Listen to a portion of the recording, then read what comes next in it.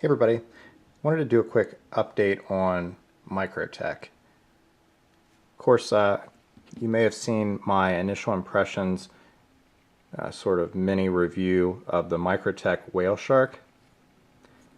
I've had this for a few weeks. It's been a really great knife. Been asked to kind of provide my updated thoughts and feelings on this knife after I've used it for a little bit, so I thought I would do that real quick.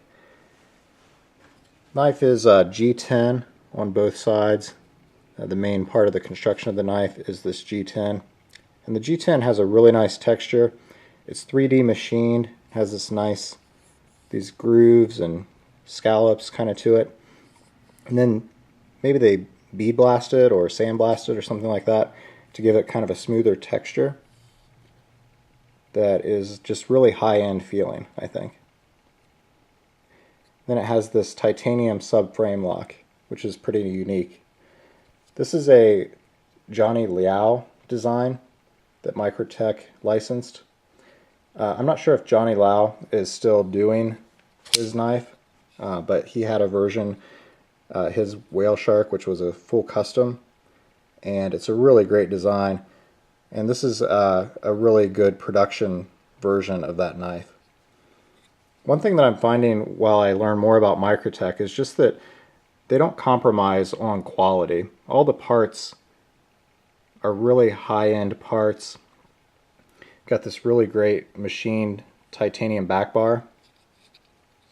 Even their proprietary screws, which are kind of a pain because you can't really make adjustments to the knife or take the knife apart necessarily unless you have a special tool. I mean, even those screws are kind of nice though, because as I understand it, Microtech makes 95% of their parts in-house, and everything's US made, US assembled. So it's just nice, and you know, it's really good quality stuff, I think.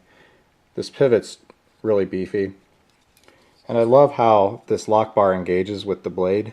It's very nice and, you know, kind of early, maybe 40%. But it just engages very cleanly and very sharp and just straight on.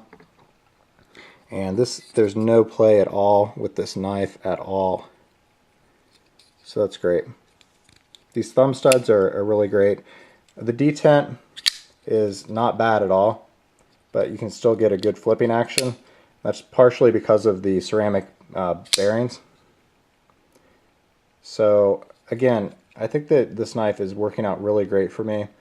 Has a really nice design, high-end fit and finish. The only problems that I have are pretty minor. To disengage the lock bar, you just have this tiny little nub right here to get to with your thumb, and that can be a little bit uncomfortable. And then the pocket clip does kind of dig into your hand a little bit right here. But I wouldn't really use this knife as a hard use kind of knife, so I don't really think I'm going to be gripping it so hard that that's going to really bother me. So anyway, updates on that. Just that I really like this knife design, and I'm really enjoying it. So what I have for you today is the SOCOM Elite manual action. Just recently picked this up. The color is actually a tan. It's looking a little bit green on the video here, but it's more tan than what it looks like here. I've had my eye on this type of knife for a while. By that I mean, you know, obviously the SOCOM Elite has been around for quite a while for Microtech. It's one of their flagship designs. Also, I've been looking at the Almar SERE 2000, which I think is a very similar type of design. I really like this pocket clip. I think it's very clean and it works really well. The only problem is that it's tipped down. But sometimes I find for a longer handle like this, that tip down just works just fine actually. I don't know. Kind of fits in the pocket well because it's slim, and when you pull it out, you know, you just kind of make a slight adjustment and you're on the thumb stud. The deployment of this knife, this also has the same ceramic bearing system as the Whale Shark, and a really strong detent, but not overly strong. So the deployment of the blade is really crisp and sharp and fast. I went with the Tanto version, and it's a bead blast finish.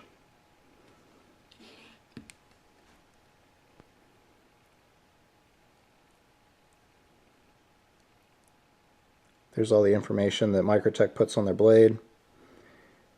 And one interesting thing about this blade design that I picked up is that it is a chisel grind. So this side is not ground, it's ground only on the one side. This is my first chisel grind knife that I've owned, and it might be my only real Tanto. So that was kind of interesting.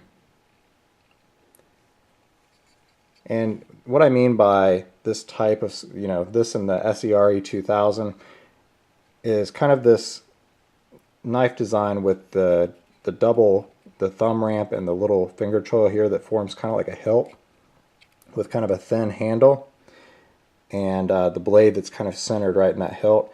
It just kind of lends itself to, being a good jabber, I guess, and, just a real good ergonomics. So I can see getting a lot of use out of this with different utility tasks. Definitely opening things with this tip, breaking down boxes, the normal stuff that we do. Got a glass breaker on the end and a little lanyard hole.